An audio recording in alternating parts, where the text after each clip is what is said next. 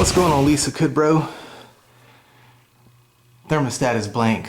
It's cold outside, so I don't know if he's putting it on heating or cooling. Well, here in Florida, it's cold in the morning and warm in the afternoon. So the guy's not here. I don't know if he's flicking it to heat or is he flicking it to cool. Oh no, it's not the float switch. No! We'll pop the screws out of this and take the panel off. Probably got a pop fuse. The low voltage short, making memories. Yeah, for all you new guys, a low voltage short means that some low voltage is touching and it's popping the fuse here. Yep, it's popped. See that little black mark in the middle of that fuse? So, I'm gonna have to replace it. First we gotta find where the short is. Ugh. Take that out. Some of you guys have probably seen this. This is my short pro tool. This is just to keep from going through fuse after fuse after fuse looking for the short. This is pretty cool. There's lots of ways to handle a low voltage short, but this is how I do it. This is what works for me. I use my old short pro tool. I'll leave a link to this in the description below on this video where you can go order it and have it delivered to your house. That's how easy it is to hook up. One alligator clip goes on one side of the fuse terminal and the other alligator clip goes on the other side. And if the light is on, you still got a short. When the light goes off and the unit clicks on, the short is fixed. So now I'm going to go to the thermostat here, pull the wires out and jump it out. All the thermostat wire looks good up here anyway. I'm going to go down to the condenser in a minute and check down there, but I jump it out with this. I use a four prong, 4 alligator clip jumper. I made this, guys. I mean, I think you can get them for 20 bucks on eBay or online somewhere, but I made this for $5, and I'll leave a link in the description below on how I make it and where you can get the wires from. Very easy. Don't spend 20 bucks. So the first one goes on red. That's the power coming to the thermostat. This one goes to green. That's the fan. So now if I threw power to it with the red and the green connected, the fan would come on. This is a heat pump, so the orange is the reversing valve, which has to be energized in cooling mode. And then the last one goes on the yellow wire, which is the condenser. Shoots power down to the condenser. Alright, we're all jumped out. Let's give it some power. And if there's a light on the short finder, it means we got a short. But if the fan comes on, we got issues. The old intermittent short. The old pain in the booty short. Great, no light. Fan's about to come on. Ah, there it goes. Just took a little time. This is what you don't want to see though. You want to see an immediate light, then you can start tracking it down. That's why I wish the resident was home so I can ask him if he's putting it in heat or is he putting it in cool, because one time I had a bad head scratcher. Couldn't find the short anywhere in heat mode. This was last winter. So I couldn't find it, so I was like, you know, I'm just going to throw a Hail Mary.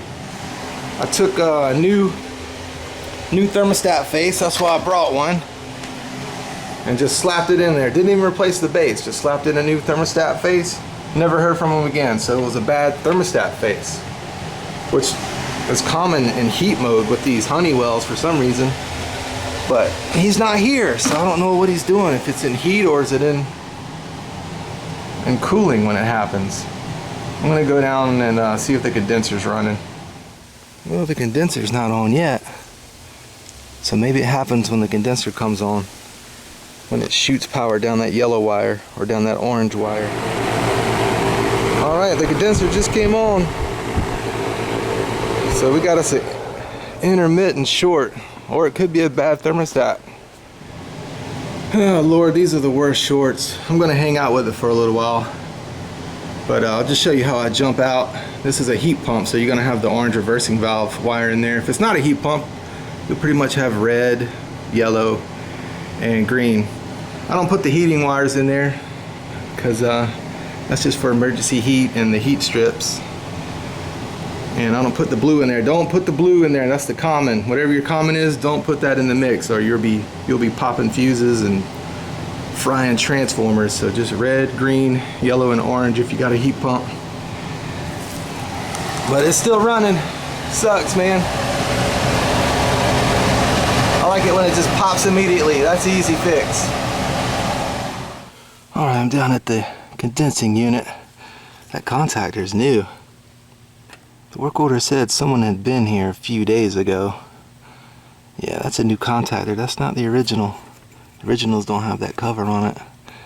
So whoever was here a few days ago put that on there. I'm going to pull this bird nest out of here and check these wires individually. Well, I see the problem. Looks like this thing has had a short before, because this is a brown wire on the red. And as you can see, the red is cut there, but this brown wire, see that copper sticking out? It's broken. So the power is coming down to this broken wire and probably shorting on the chassis here.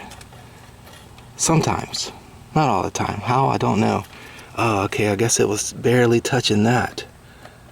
That's two pieces of copper right there. They must have been barely touching in here. And every now and then it would separate and pop the fuse. I'm gonna go with that because it's definitely broken.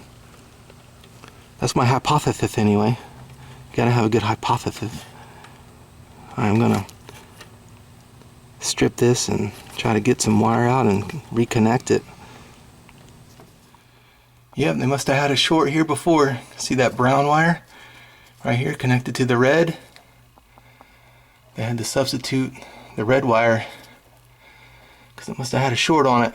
So that brown wire runs down to the condensing unit downstairs and it's broken.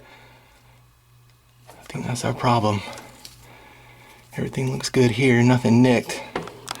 So I'm going to go down there and strip that brown wire and just reconnect it to the red wire. Everything else looks super sweet, man. No nicks on any wires. Sometimes they'll get nicks on them pulling them through. So yeah, for you new guys, man, if you ever get the old low voltage short or your transformers frying, come down and check these low voltage wires and ohm your contactor. There's plenty of videos on that. I've got videos on my channel showing that. The only thing I see that's obvious is this broken wire here, this broken brown wire. And it must have been barely touching the two copper pieces here.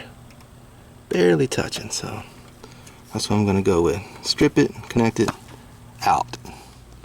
Alright, it's hard to see because I had a little bit of brown wire left. But I stripped it to some fresh copper. That's the wire nut, got it wire nutted. I'm gonna carefully push all this back up in there. This can get brittle with age. Carefully put it back up in there. Alright, that was pretty obvious, the broken wire. So I guess like when the unit comes on and it vibrates, sometimes it would just short it out. That little break there, maybe it was barely connected where it was broken, and it would vibrate, pop the fuse. But before I button everything up, let's go through a hypothetical situation. Let's say it popped immediately. As soon as I threw the power to it, the light came on. What would I do? What you do is you come over here, then I would disconnect orange. If the light disappeared and the fan started whirling up there, that means my short is on the orange wire. And you can replace it with an extra wire that's on the string, like the black right there, or the brown like they did, whoever was here in the past. But you can just replace the orange wire with the brown wire and that'd be your reversing valve wire. But if I still had a short and the light was on, then I would move to the yellow wire, which feeds the condenser. Then if the light went out, fan started whirling, I'd know my short was on the yellow wire. So it's just process of elimination. That's why I like the four alligator clip. Made it myself, $5. Again, I'll leave a video link to how I make this and where you can get the wires to make it yourself. Don't spend 20 bucks, guys. Yes, I don't want to confuse you new cats. The brown wire here is for emergency heat. But this isn't going down to the condenser. This wire here is going down to the condenser, so they just used the extra wire they had because I guess the red one had a short on it. So this one's going down to the condenser, and the brown wire here coming from the thermostat that comes out of the ceiling. This is coming from the thermostat. This is the brown wire they use for heat right here. This is for the emergency heat. So I know it can get confusing, and the only way to learn, guys, is just dive in. You can read all the books, watch all the videos you want to about swimming.